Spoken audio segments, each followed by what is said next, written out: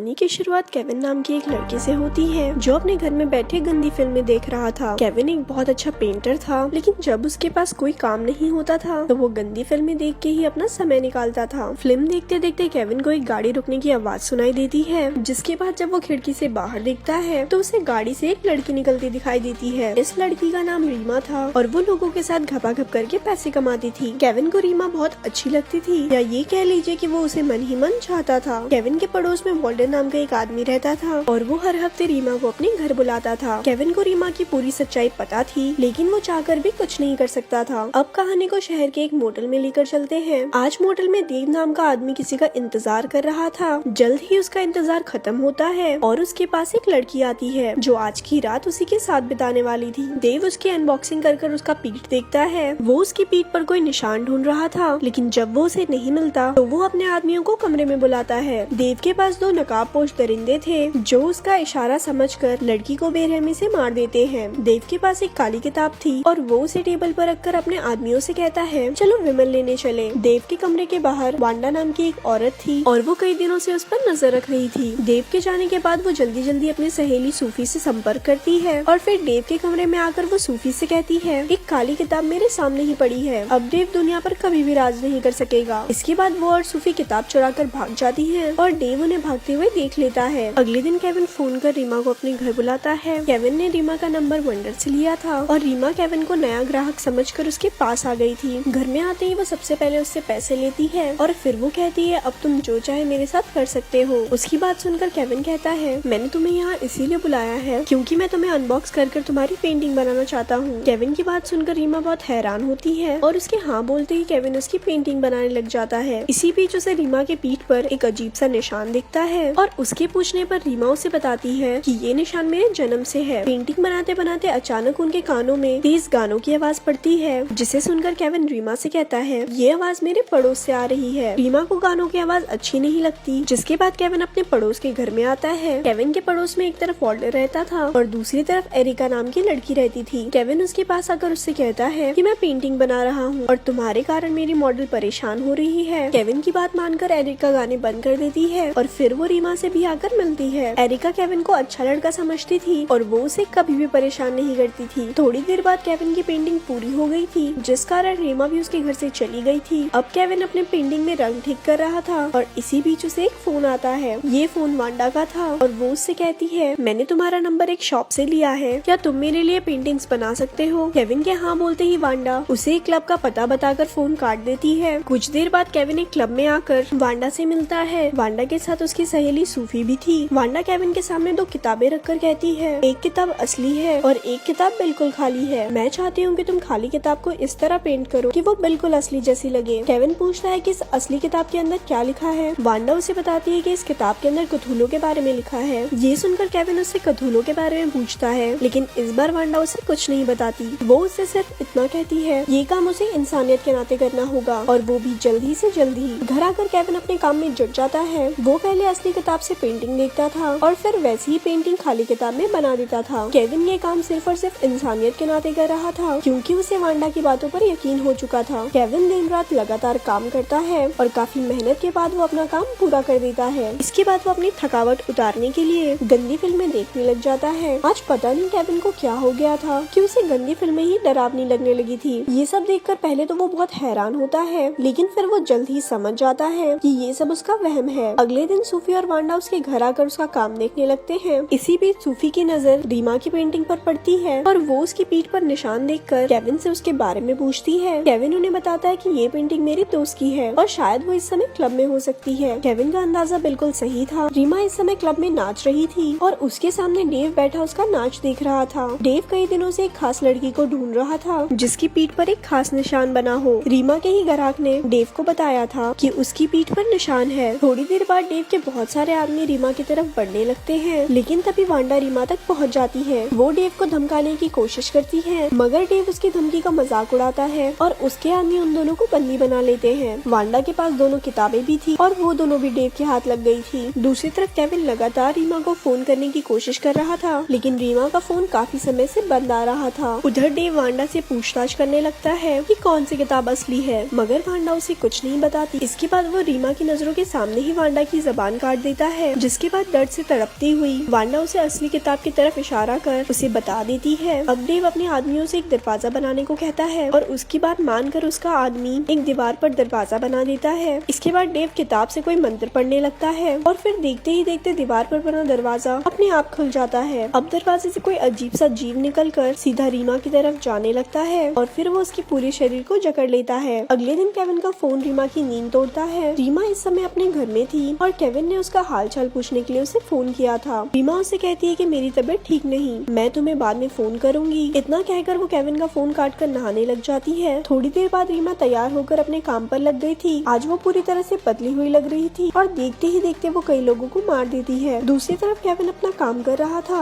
मगर आज भी एरिका के तेज गानों के कारण उसे काम करने में परेशानी हो रही थी। वो एरिका के पास जाकर उसे आवाज धीमी करने को कहता है। केविन को उदास देखकर एरिका उसे उदासी का कारण पूछती है, जिसके बाद केविन उसे बताता है कि मैं रीमा से प्यार करता हूँ, लेकिन वो मेरी तरफ जरा सा भी ध्यान नहीं देती। उधर वांडा का इंतजार करते करते सोफी समझ गई थी कि उसकी जान खतरे में है, जबकि दूसरी तरफ डेव रीमा के सामने खड़ा था। रीमा की हालत लगातार बिगड़ रही थी और वो डेव से सब कुछ जानना चाहती थी। अब डेव उसे सब कुछ सच बताता है, जो कुछ इस तरह से है। पुथोलो दूसरी दुनिया का शैतानी जीव था और उसे धरती पर लाने का तरीका काली किताब में लिखा था। पुथोलो सिर्फ उसी लड़की के शरीर पर काबू पा सकता था जो लड़की लोगों के साथ पलंग तोड़ती हो और जिसकी पीठ पर एक खास निशान बना हो। पुथोलो पहले धीरे धीरे लड़की को पूरा बदल देता था और फिर वही लड़की उसके बच्चे को जन्म देती थी, ताकि कथूलो जैसे जीवों की संख्या ज्यादा से ज्यादा हो सके। देव कथूलो को मानता था और वो चाहता था कि पूरी दुनिया पर कथूलो का राज हो। वांडा और सूफी प्राचीन किताबों की स्टडी करती थी। उन्हें जब कथूलो के बारे में पता चलता है तो वो उसे लूटने का फैसला करती है। देव के मुंह से सारी सच्चाई जानकर रीमा की रूह कांप गई थी। उधर सूफी शहर के पुराने थिएटर तक पहुंच गई थी, जो अब डेव का अड्डा बना हुआ था। वो जल्दी जल्दी अंदर आकर दोनों किताबें चुरा कर वहाँ से भाग जाती है। उधर अभी भी एरिका केविन की उदासी दूर करने की कोशिश कर रही थी।